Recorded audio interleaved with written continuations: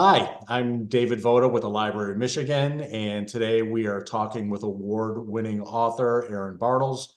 We're going to be talking about the writing process, and we're specifically going to be talking about her book, her award-winning book, Everything is Just Beginning. So, hi, Erin, how are you? Hi, it's good to see you. Good to see you too. For the folks that don't know you as well as I do, can you tell us a little bit about yourself? Sure. My full-time job is as a copywriter, a marketing copywriter for a publisher, and I've been doing that for, oh gosh, 22 years, I think. And working on a lot of other people's books makes you want to work on your own. And so I've been writing my own books for quite some time. The first one was published in 2019, but I started writing seriously probably in about 2010. I started thinking more seriously about actually finishing something because it's so Okay. fun to start novels, but it's not as easy to finish them. So how many have you completed? Well, there are six published. There is a seventh that was, sort of the drawer novel, the first novel that you're excited about finishing, but isn't quite there. And then I have a collection of short stories, and I'm working on a couple more novels. Awesome. Well, maybe we can get in a sneak peek in some of that in a little bit. We'll see. So, okay. Um, so what is the first memory you have that compelled you to write? I am not sure what the first memory I had that compelled me to write, but my first memory of writing, I have a couple. When I was in kindergarten and we were learning to write things like cat, hat, mat, things like that, we were supposed to write a story, which was really just a sentence, but they called it a story. And I remember very vividly that it was on pink construction paper, and I believe it was a red crayon. And most people just wrote a sentence, a very simple sentence, and turned it in one page. And mine was 6 pages. I have no idea where that is, but I felt like maybe that is the earliest time that I felt I wanted to write, which is pretty young. I definitely was a voracious reader and an early reader. Some of my very earliest reading that my mom bragged about, really like later in life, I realized I just memorized that book. I didn't actually read it when I was that young. But we also did some story writing in other times of elementary school. We Mhm. had those little fabric bound books that you were supposed to write a story in and illustrate. And I remember finding that again years later and realizing that I had a character who was in a wheelchair. And miraculously, at the last page, she's no longer in a wheelchair, but there's no explanation as to why. It's not about that at all. So continuity was not something I was Right. naturally good at, I suppose. But those are probably the earliest couple. So maybe there's a sequel to that where they'll explain Yeah. why the miracle happened. Yes, it's very unclear.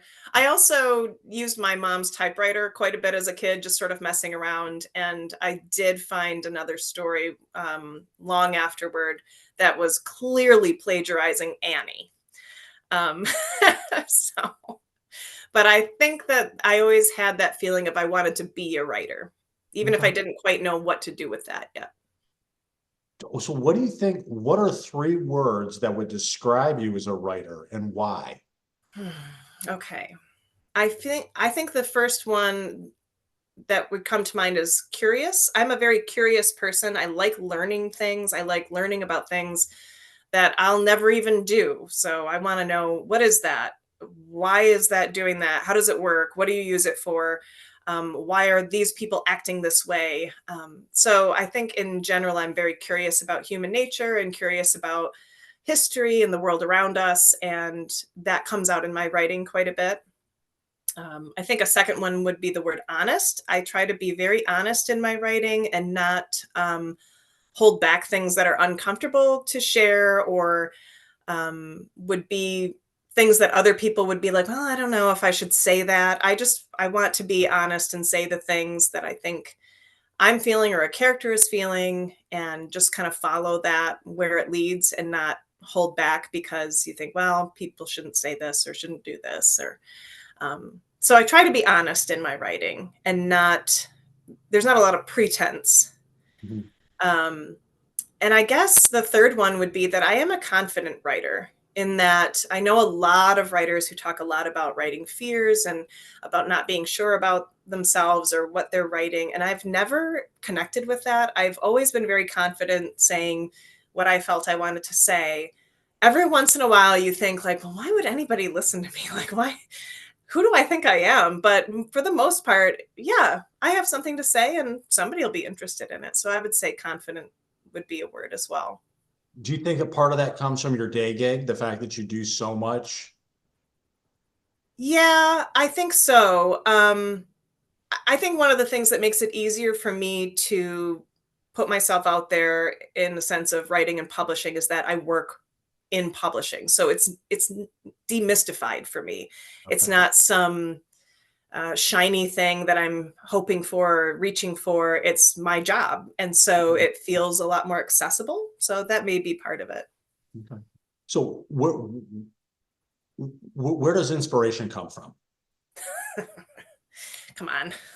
Where doesn't it come from? I mean, it comes from everything. The combination of lots of different things. I like to describe it as, well, in two ways. I feel like in a lot of ways, it's kind of like a spider web. Like as a writer, you're kind of creating this web and you just catch things. You catch things that come your way. And then in another sense, it's a little bit like, once you get enough things together, they kind of create their own gravitational pull and they pull other things in. And so if you're creating a novel, you can't just have one idea because a novel is a very long piece of fiction and it needs more than just like, huh, that's interesting. So you need to collect enough things together before you can, I think, have success in writing for myself in writing a novel. So the particular inspiration for everything is just beginning, it's really hard for me to nail down deciding to write that. Because when I'm thinking about what I want to write next, I'm thinking about lots of things that I want to write. And so over multiple years, sometimes I'm thinking about the same thing and just more and more ideas connect. But I do know that there was a news story that I wrote down when I was driving to Grand Rapids. My best ideas always come when I'm driving, like long distance, because you have a lot of time to think, and in the shower, where all good ideas come from. So I remember hearing an NPR story about a guy who went around, I think, Wyoming and Montana, those states, and knocked on doors of large property owners and said, I make my living digging for fossils and selling them. And if I find, can I dig on your land? And if I find any, we'll split the profits. And I thought, that's an interesting person. So I just kind of jotted it down in a notebook.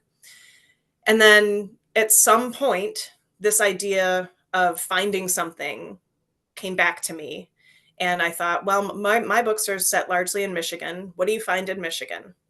You don't find Tyrannosaurus Rex or any of those. You find mammoths and mastodons. So I thought if somebody's going to find a large fossil here, it's probably going to be one of those. And there have been a number of them found. And then I started writing a book that found that there was I guess, a sort of symbolic meaning to that that fit well with the story I was writing. And so that idea of somebody finding something, the book's not about fossils at all.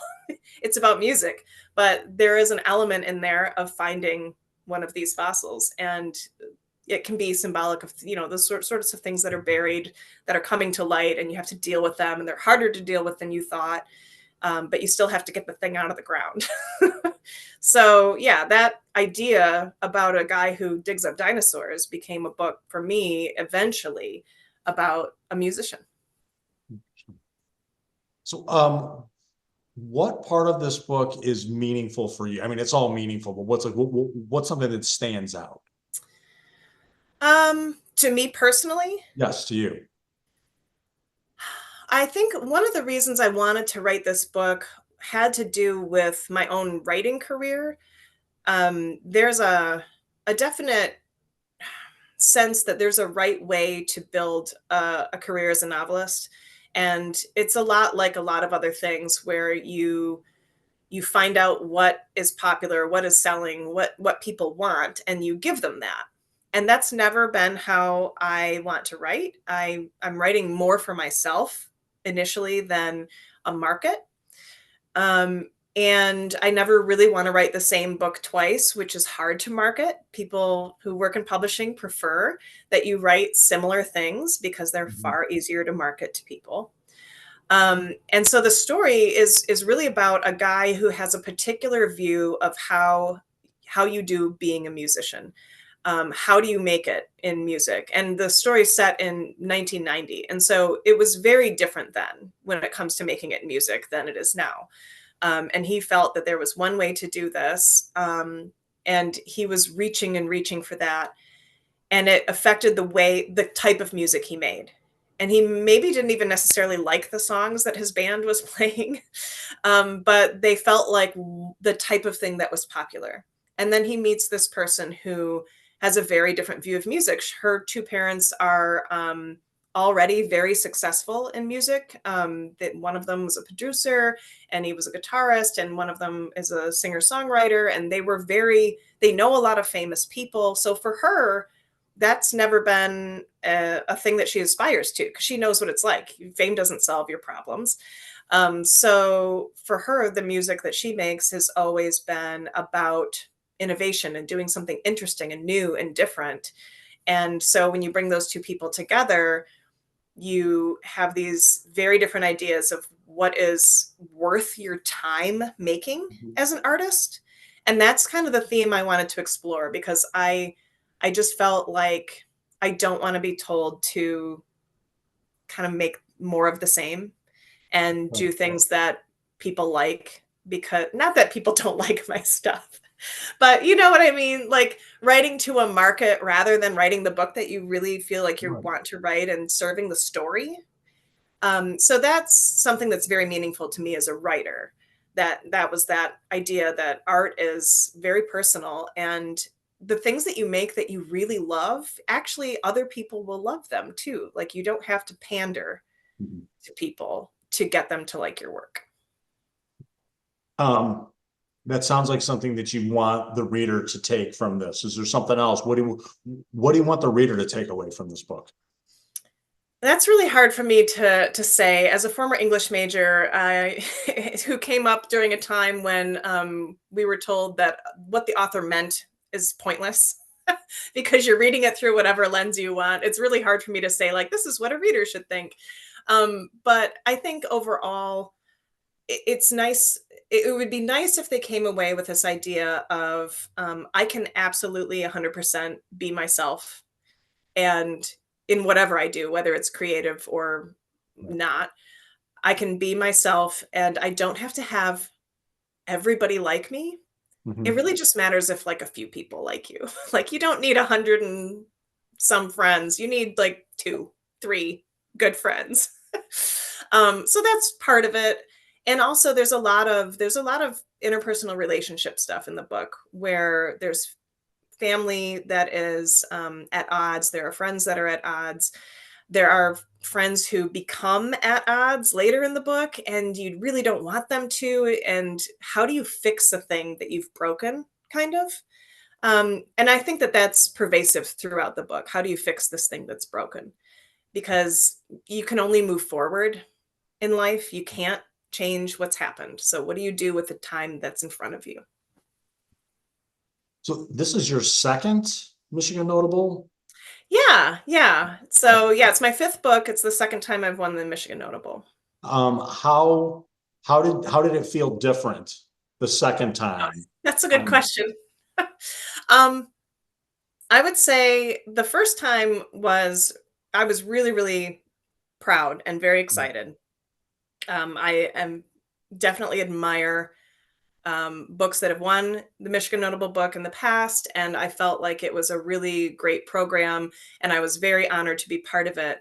And I was really, really excited. And it's not to say that I wasn't all of those things for the second one, but of course, it's not going to be the same. right. I was very happy, and I was thinking like, yeah, this will be a really great book to talk about in terms of Michigan Notable Book type stuff. And there's lots of great opportunities to talk to people about the book because you've won the award.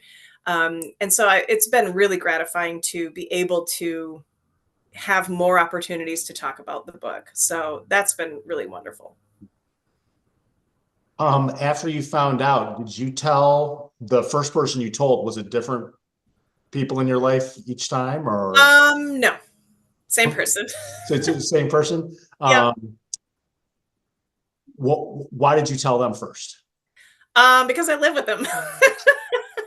I told my husband first. Also because he and my mother are the two people who are probably most proud of me in my life. And so you tell the people, look, mom, look what I did. Or, and you do the same thing, Sure. I think, with a spouse or a friend who's very close to you. And so certainly I told him first because I actually knew that he'd be more excited about it than I even was. Because I tend to, again, since I work in publishing, I tend to take things like another book contract or, something like that as like, okay, great, that's wonderful. What's next? Like, what do I have to do next? And so I don't sometimes take the time to really appreciate the thing that I was just given. Sure. And Okay. somebody else can show you how to do that sometimes. Nice.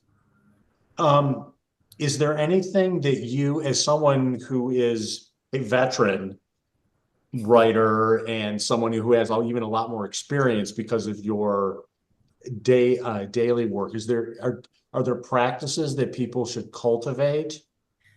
Um, I think it's really different for everyone depending on your personality and really what works for you. So I hesitate to tell people to do anything like what I've done. I wish I was different in the way that I write. I wish I was someone who woke up every morning early, got a couple of hours of writing under your belt every single day, and you made progress every day, and then you went on to the rest of your work life and family life, and you felt good about it. I wish I was consistent like that. But I think because I have a lot of things going on in life, it's hard to be consistent.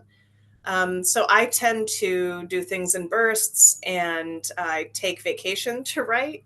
And I don't necessarily recommend one way or the other. People just really need to find what's right with them. I would say that when people are first writing, a lot of times they're nervous to show it to people. And I like to tell people who are just starting out or who are nervous to share what they've written because they don't want um, criticism to dampen their enthusiasm, or they don't want, they're afraid that they're not any good and they don't want other people to know it.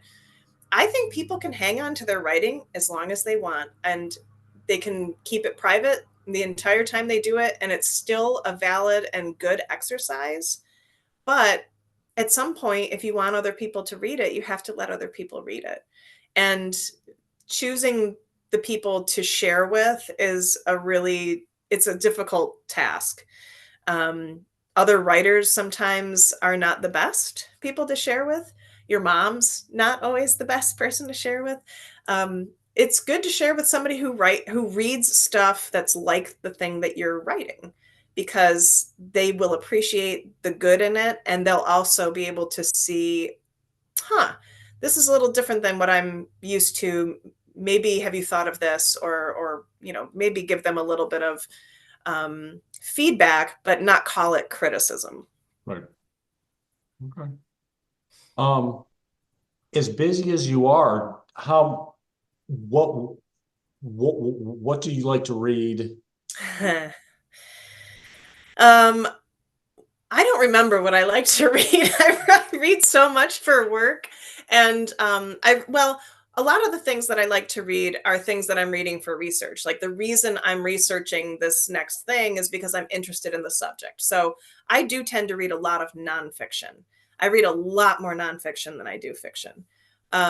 It's not always in service to a book, but it has been a lot probably in the past decade.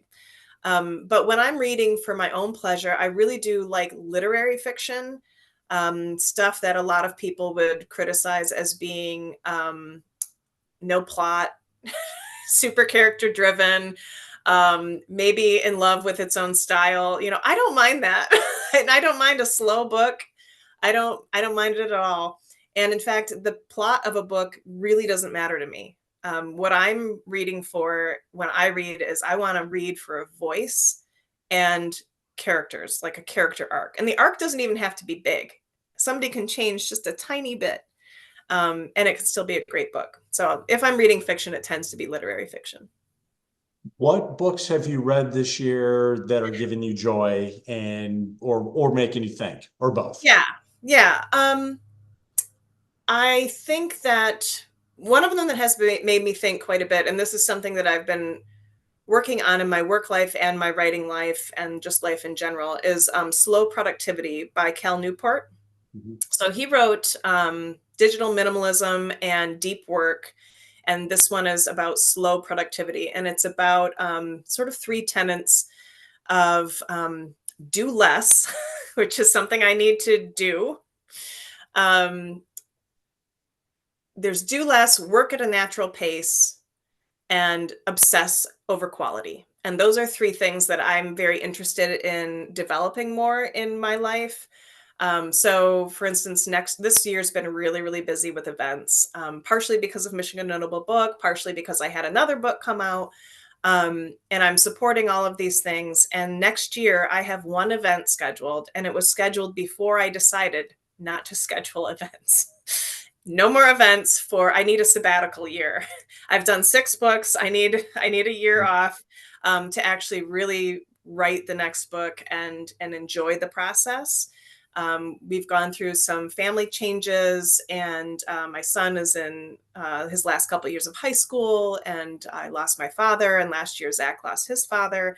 And so I just really want to have a year where I do less so that I can focus on some other things and not always have another thing on the calendar.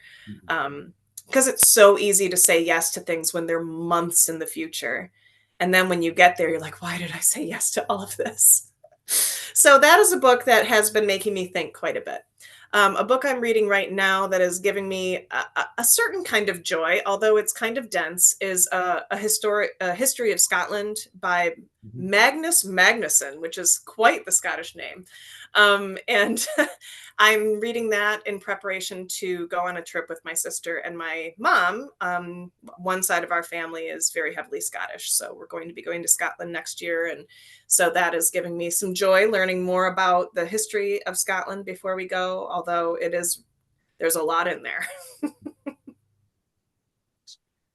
So is there anything else that we should know about writing Oh, or? there's so much to know about writing.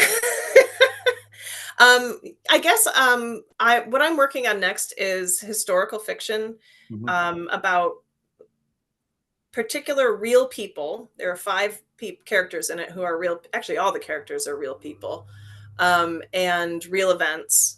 And it is something that will not be set in Michigan. So all my books so far have been in Michigan, at least partially. Right. And so this next one will be quite a departure. And it'll be interesting to see if it gets published, who publishes it. I'm kind of going out looking for a new publisher for that because it's just a totally different type of project.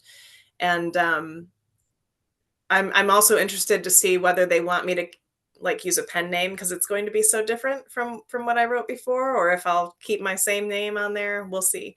But I'm really enjoying the challenge of writing something like that because you can't change what happened, Mhm. and there's lots written about these people, and there's lots that these people have written, letters and journals and things like that. So there's just so much out there to research so that you don't get something wildly wrong, um, including the stupid little details of how somebody spends their day, because somebody out there knows. And when people read historical fiction, people who are interested in history like I am, we're very critical.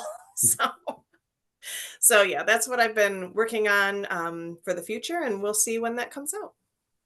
That sounds like fun. I'm very interested to Oh, find good. out. Looking forward to it.